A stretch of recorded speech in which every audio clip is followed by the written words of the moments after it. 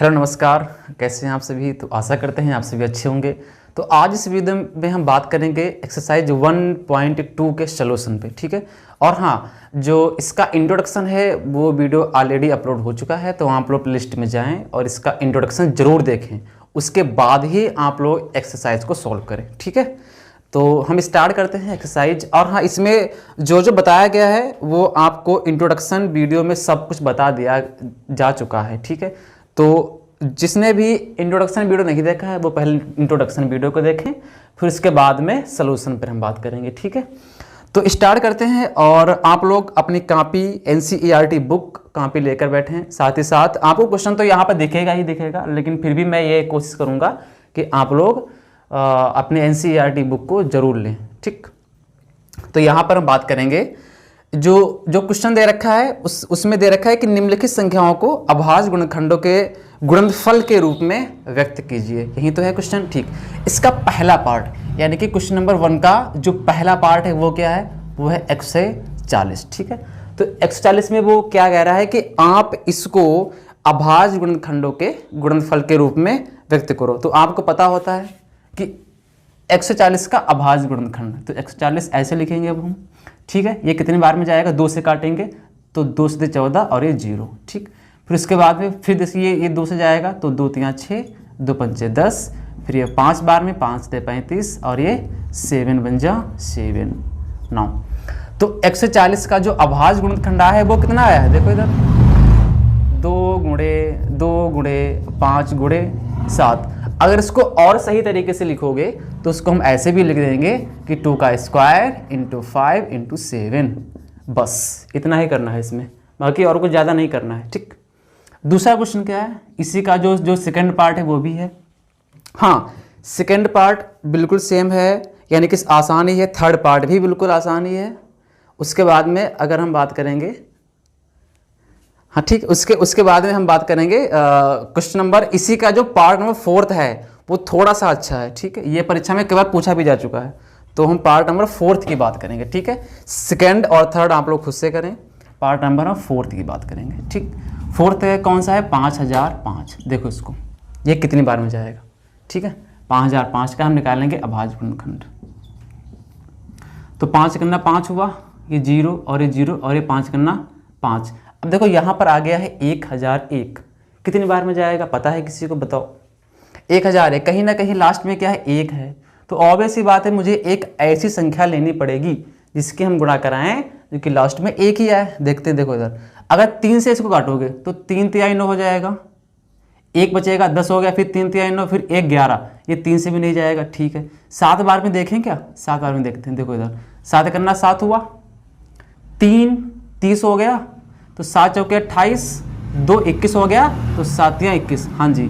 तो ये 7 बार में चला जाएगा। अब यहाँ पर आया है 143, तो 143 ये कितनी बार में जाएगा, ये जाएगा 13 बार में। तो 13 करना 13, और यहाँ पर कितना हुआ बच्चा, 1 बचा, ये 13 हो गया, और 13 करना 13 हो गया, ठीक है। उसके बाद में ये 11 बार में, 11 करना 11 9। तो 5005 का जो अभाज्य गुणनखंड आया है वो कितना आया है आपका, 5 गुणे 7 गुणे 13 गुणे 11, ठीक है। तो इसको ऐसे ही लिख दो, कोई इसमें चेंज करने की जरूरत नहीं है। चाहे तो इसको अगर और सही तरीके से लिखे तो 11 को आप पहले भी इसको लिख सकते हो, दैट मीन्स 5 गुणे 7 गुणे 11 गुणे 13। बस इतना ही करना है इसमें, ठीक है। तो ये होता है, तो ये तो हो गया आपके पहले वाले क्वेश्चन के दोनों पार्ट। और हाँ, इसमें से जो मैंने सेकेंड थर्ड और साथ ही साथ जो इसमें से सबसे जो 5th वाला पार्ट है वो भी हमने छोड़ दिया है, क्योंकि ये सब क्वेश्चन सारे के सारे सेम ही हैं, ठीक है। तो आप लोग इनको खुद से करेंगे। हम बढ़ते हैं अगले वाले क्वेश्चन पर। हाँ, पहले इसको आप नोट कर लें, ठीक है। अगला क्वेश्चन कौन सा है, आप लोग पहले पढ़ें, खुद से सॉल्व करें, फिर उसके बाद में ही वीडियो को देखें, ठीक है। तो दूसरा क्वेश्चन क्या है, दूसरा क्वेश्चन, ठीक है। दूसरे का फर्स्ट वाला पार्ट क्या है, देखो, कहता है कि पूर्णांकों के निम्नलिखित युग्मों के HCF और LCM ज्ञात कीजिए तथा इसकी जांच कीजिए कि क्या 2 पूर्णांकों का गुणनफल HCF गुणे LCM है कि नहीं है। आपको मैंने बता रखा है कि मैंने आपको बताया था कि 2 संख्याओं का गुणनफल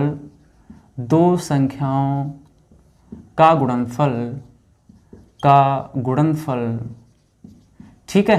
अगर वो संख्या हमने मान ली ए और बी हैं तो उनका जो एलसीएम होगा that means LCM of A comma B into HCF of A comma B के इक्वल होता है।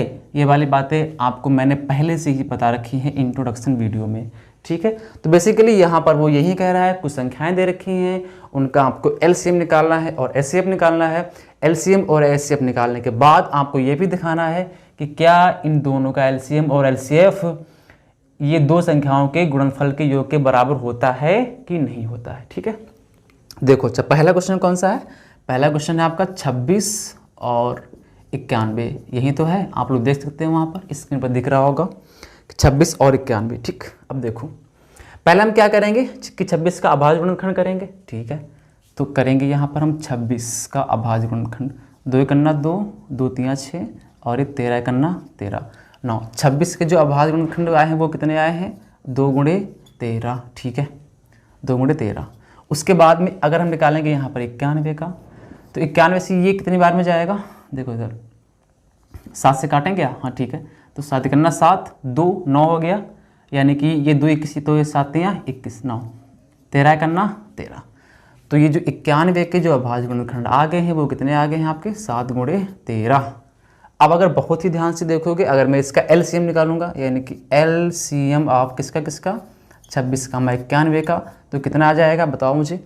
एलसीएम में क्या होता है कि दोनों, यानी कि जो दो संख्याएं दे रखी होंगी उन दोनों संख्याओं के अभाज्य गुणनखंड में जो मुझे कॉमन मिलेगा वो भी लेंगे और जो कॉमन नहीं मिलेगा मुझे उसको भी लेना पड़ेगा। यही होता है एलसीएम, मतलब लीस्ट कॉमन मल्टीपल, यानी कम से कम मुझे सारी की सारी संख्याएं लेनी ही पड़ेंगी, ठीक है। सुनो, तो इसमें और इसमें 2 कॉमन है नहीं है, फिर भी मुझे 2 को लेना पड़ेगा, ठीक है। इसमें और इसमें 13 कॉमन है, हाँ जी है, तो मुझे 13 लेना पड़ा, और इसमें 7 है तो ये 7 को भी लेना पड़ा, ठीक है। तो ये 7 दूनी 14 और गुणे 13। अभी इसको हम यहीं पर रखते हैं, ठीक है, इतना ही रोक दो अभी, ठीक। उसके बाद में हम बात करेंगे किसकी बच्चा, हम बात करेंगे एचसीएफ की। किसका एचसीएफ आपको निकालना है?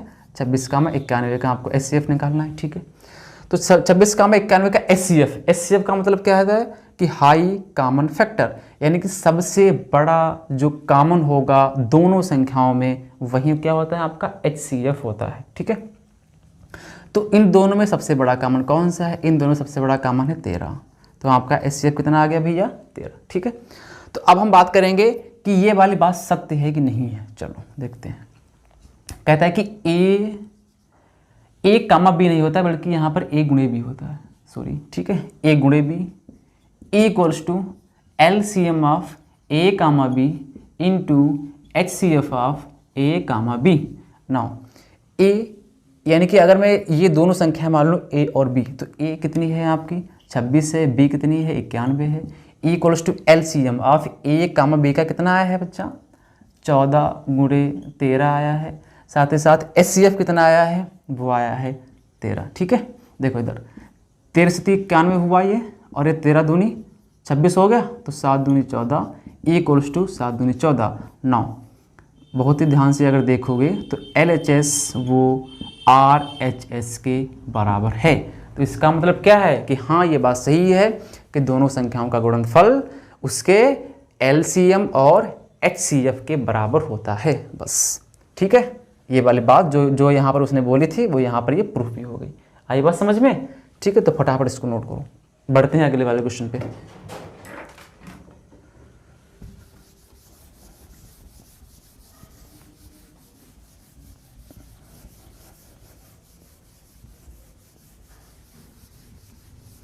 ठीक है, तो बढ़ते हैं अगले क्वेश्चन। अगला क्वेश्चन कौन सा है? और हाँ, इसके जो सेम पार्ट हैं वो मैं स्किप कर रहा हूँ, आप लोग खुद से ट्राई करें।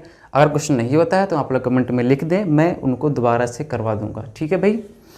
हाँ, इसमें जो आपका सेकेंड पार्ट है, थर्ड पार्ट है, यानी कि टोटल 3 पार्ट दे रखे हैं, उसमें मैंने 1 पार्ट करवा दिया है, बाकी जो 2 पार्ट हैं वो आप लोग खुद से करें, ठीक है।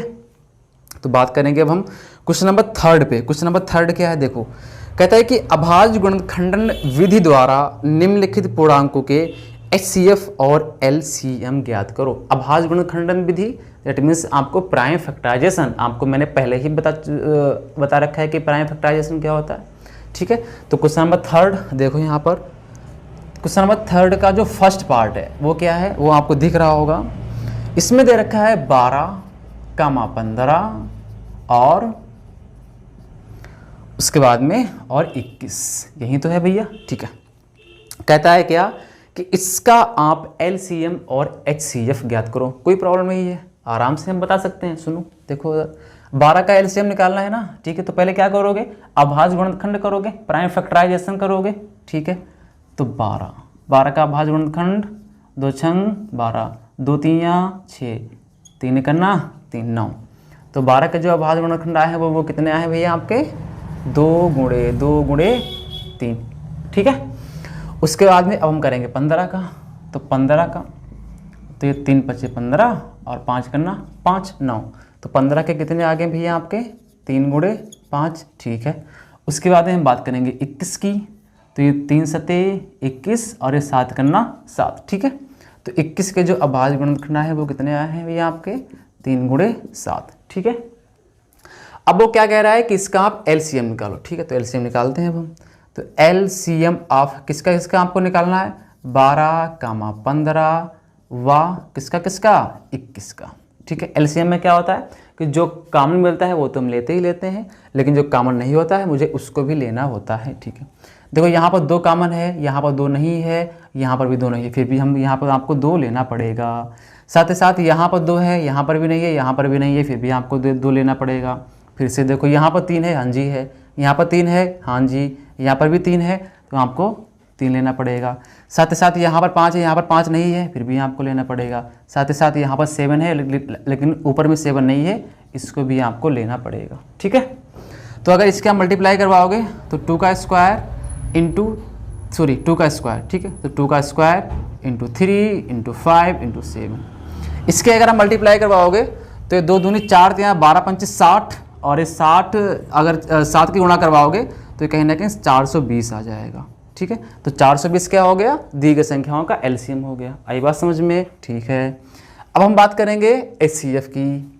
तो HCF आप किसका आपको निकालना है भैया, 12 का निकालना है, 15 का निकालना है, और किसका निकालना है, 21 का निकालना है। ठीक है, HCF में क्या होता है कि जो सबसे बड़ा कॉमन मिल रहा हो। तो अब सबसे बड़ा कॉमन कौन सा है बताओ, इसमें 3 है, हाँ जी है, यहाँ पर भी 3 है और यहाँ पर भी 3 है। तीनों में जो सबसे बड़ा कॉमन मिले वही क्या हो जाएगा आपका, दी गई संख्याओं का HCF हो जाएगा। तो 3 इन तीनों संख्याओं में मिल रहा है, यानी कि तीनों संख्याओं के अभाज्य गुणनखंड में मिल रहा है, तो यही क्या हो जाएगा, इसका HCF हो जाएगा। सॉल्व हो गया क्वेश्चन। ठीक है, तो फटाफट इसको नोट करो, बढ़ते हैं आगे।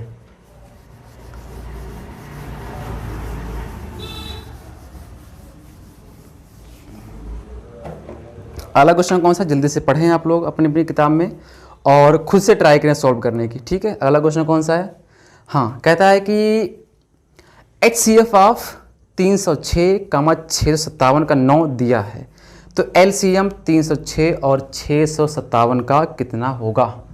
ठीक है, आपको पता है, मैंने अभी आपको बताया था कि A गुणे B बराबर क्या होता है, जल्दी जल्दी बोलो, LCM of A, B into HCF of A, B, यही तो होता है। ठीक है, सुनो, इसमें उसने कुछ दे रखा है, A और B संख्या जो मेरे पास, ये क्वेश्चन नंबर 4 है। ठीक है, क्वेश्चन नंबर 4 का ये सॉल्यूशन है। ठीक है, इसमें देखो, कहता है कि दो संख्याएं हैं, यानी कि 306 है और दूसरी संख्या जो है वो है आपकी 657।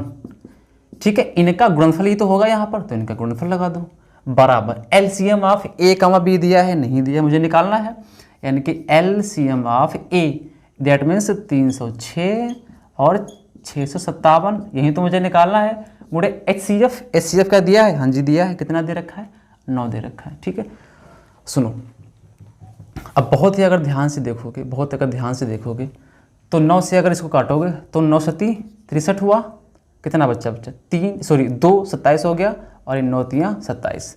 तो इसका मतलब LCM ऑफ 306, 657 का जो आ जाएगा वो 306, ठीक है, गुणे 73 आ जाएगा। ठीक है, इसके अगर आप मल्टीप्लाई करवाओगे, यानी कि 306 और 73 के अगर आप मल्टीप्लाई करवाओगे तो देखो इधर 6 तियाँ 18 और 6 सते 42 और 43, यानी कि ये 6 3 18, 6 7 42, 7 43 यानी कि 38, कैरी कितना आया 4, उसके बाद 3 7 21, ठीक है 3 7 21 हो जाएगा ये, यानी कि 73 की आपको मल्टीप्लाई इसमें करवानी है, ठीक है 3 3 3 3 है, 3 7 21, ठीक। इसमें अगर आप कितना जो ऐड करोगे 4 तो हो जाएगा आपका 3 और ये 2 और ये 2, ठीक है, तो यानी कि ये 22 और ये, ठीक है, तो ये आ जाएगा आपका 22,338, ठीक। तो ये क्या हो जाएगा, ये एलसीएम आप किसका 306 और 657 का, ठीक है। एक बार आप लोग मल्टीप्लाई खुद से कर लेना, और हाँ मैं एक बार ऐसा चेक ही कर लेता हूँ, देखते हैं कितना आ रहा है कितना नहीं आ रहा है। हाँ ठीक है 22,338 ही आएगा, ठीक है। ओके स्टूडेंट, तो फटाफट इसको नोट करो, बढ़ते हैं आगे, ठीक है।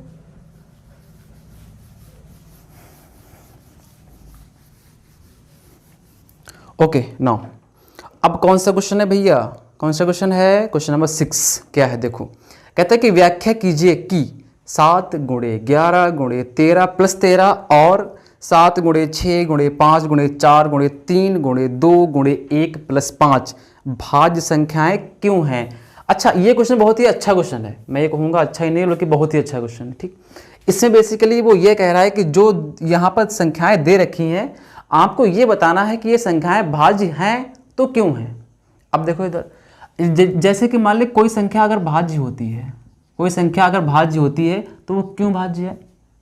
ऑब्वियस सी बात है कि अगर उसका prime factorization that means what, कि अगर आप उसका अभाज्य गुणनखंड निकाल लो, अगर आप उसका अभाज्य गुणनखंड निकाल लो तो वो संख्या क्या हो जाएगी, भाज्य हो जाएगी। बस आपको इतना ही इसमें काम करना है। जो यहाँ पर संख्याएं दे रखी हैं वो पहली संख्या है, इसमें मैं जो पहली संख्या है मैं उसको उठा रहा हूँ, ठीक है। दैट मीन्स 7 गुणे 11 गुणे 13 प्लस 13 ये संख्याएं हैं, ठीक है। देखो पहले नंबर में क्या करोगे, इसके मल्टीप्लाई ही करवाते हैं, तो 11 से 77 गुणे 13 और ये प्लस 13, ठीक है प्लस 13, तो 63 91, कैरी कितना आया 9, 63 91 और 9 कितने हो गए आपके पूरे 100 प्लस 13, इसको अगर आप ऐड करोगे तो हो जाएगा 1014, ठीक है। तो ये जो संख्या आई है वो मेरे पास कितनी आई है भैया 1014। अब मुझे क्या करना पड़ेगा कि 1014 का अभाज्य गुणनखंड करना पड़ेगा। अगर इसका अभाज्य गुणनखंड हो जाता है तो हम कह देंगे कि हाँ यह संख्या क्या है, एक भाज्य संख्या है। बात समझ में आ रही है क्या, ठीक। तो करेंगे 1014 का अभाज्य गुणनखंड। देखो इधर 2 पंचे 10, 2 से 14, ठीक है। अब ये कितनी बार में जाएगा बताओ, अब ये कहीं ना कहीं 3 बार में देखते हैं, तो 3 करना 3 हुआ, 2 20 हो गए, 3 6 18 और 3 नाम 27। उसके बाद में ये तो 13 का वर्ग ही होता है, तो 13 13 169 और ये 13 करना 13। तो हमने क्या कह दिया कि जो 1014 के जो प्राइम फैक्टराइजेशन दैट मीन्स अभाज्य गुणनखंड आए हैं वो 2 गुणे 3 गुणे 13 गुणे 13 यही तो आए हैं। तो जो संख्या दे रखी थी उसके मैंने गुणा करवाई, उसका अभाज्य गुणनखंड भी आ गया। तो अगर इनका अभाज्य गुणनखंड आ जाता है तो हम कह देंगे कि ये संख्या क्या है भाई, ऑब्वियस सी बात है भाज्य संख्या है, तभी तो इसका अभाज्य गुणनखंड आया। तो यहाँ पर लिख दोगे कि अतः, यहाँ पर लिखोगे कि अतः दी गई संख्या का अभाज्य गुणनखंड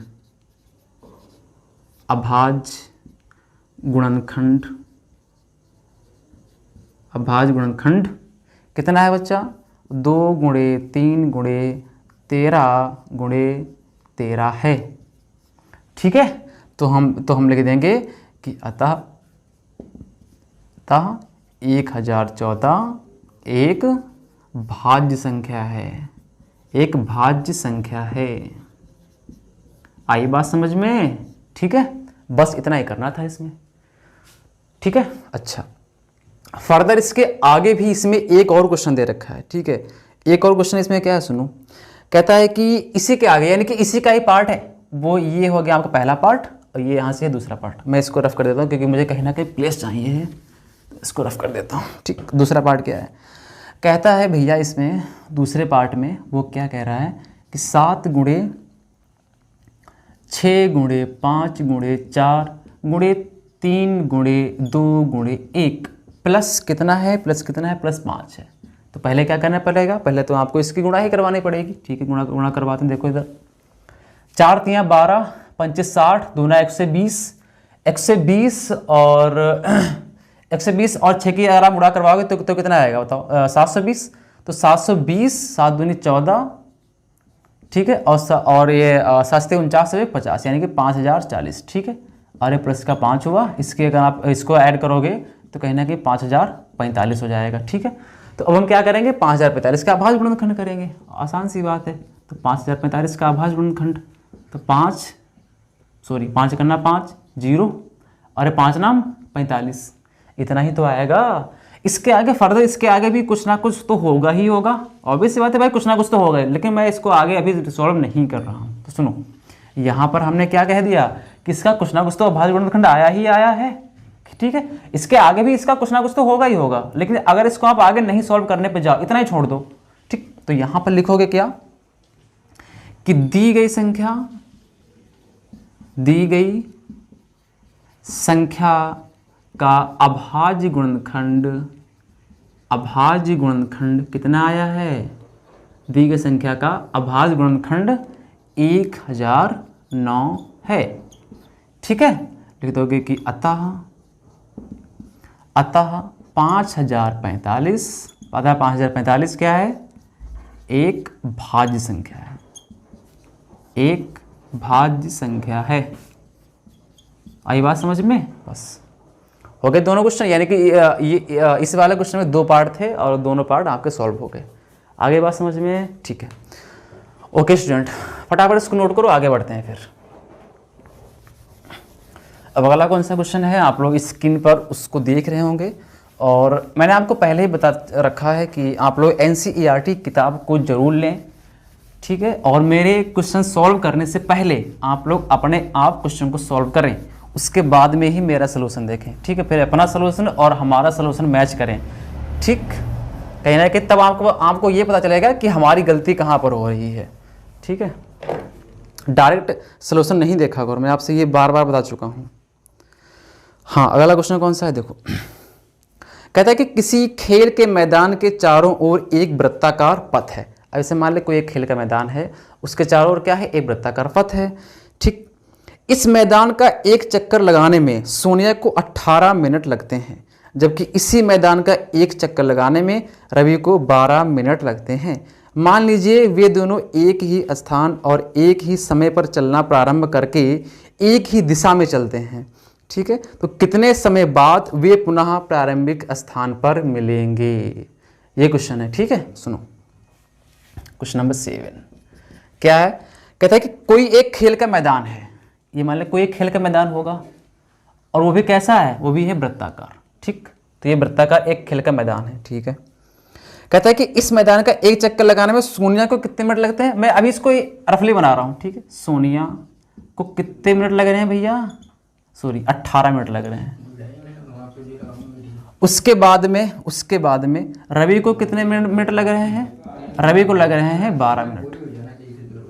ठीक है, रवि को लग रहे हैं 12 मिनट। ठीक, अब कहता है कि जबकि इसी मैदान का एक चक्कर लगाने में रवि को 12 मिनट लगते हैं। ठीक है, मान लीजिए कि वे दोनों एक ही स्थान से, अब देखो यहां पर हमने, ये रवि होगा और ये सोनिया होगी। ठीक, ये रवि और ये सोनिया एक ही स्थान पर है। ठीक है, एक ही स्थान पर एक ही दिशा में और एक ही स्पीड से चल रहे हैं। ठीक है, तब कहता है कि वो पुनः, यानी कि पुनः इस वाले स्थान पर कब मिलेंगे, ये क्वेश्चन कह रहा है ना। सुनो, एक ही स्पीड है, एक ही स्थान है। ठीक है, तो यहां पर क्या लिखोगे, कहीं ना कहीं यहां पर आपको ये लिखना पड़ेगा कि जो सोनिया और जो रवि चक्कर लगा रहे हैं, उनको जो मतलब पुनः एक ही स्थान पर मिलेंगे, कहीं ना कहीं मुझे समय निकालना है। ठीक है, देखते हैं, लिखोगे यहां पर क्या कि माना सोनिया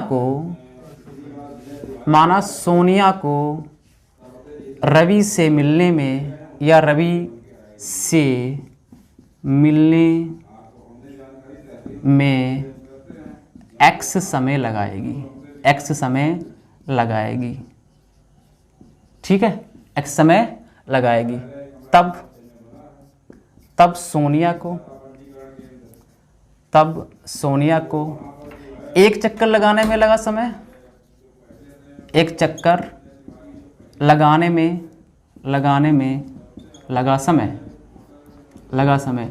टोटल समय कितना लग रहा है? 18। समय हमने कितना माना है? x, तो 18 इंटू एक्स। फिर से देखो, अब रवि भी तो चक्कर लगा रहा है, तो लिखोगे अतः, लिखोगे कि रवि को सोनिया से मिलने के लिए, सोनिया से मिलने में 22 समय लगाएगा, ठीक है, 22 समय लगाएगा, ठीक।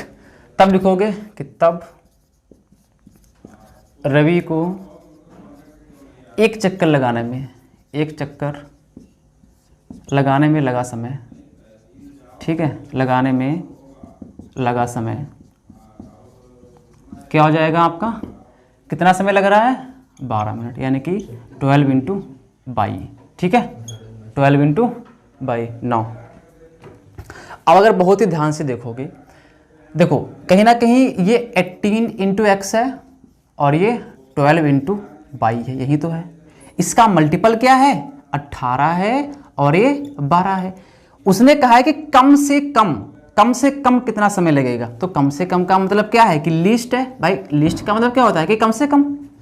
और हाँ, उसने एक और बात कही है कि आपस में एक स्थान पर कम मिलेंगे, इसका मतलब कहीं ना कहीं क्या हो रहा होगा? कॉमन भी हो रहा होगा। तो यहाँ पर भैया कॉमन भी हो रहा होगा, तो सुनो, ये लिस्ट कॉमन और दोनों का मल्टीपल भी तो है, चेक करो, मल्टीपल भी तो है।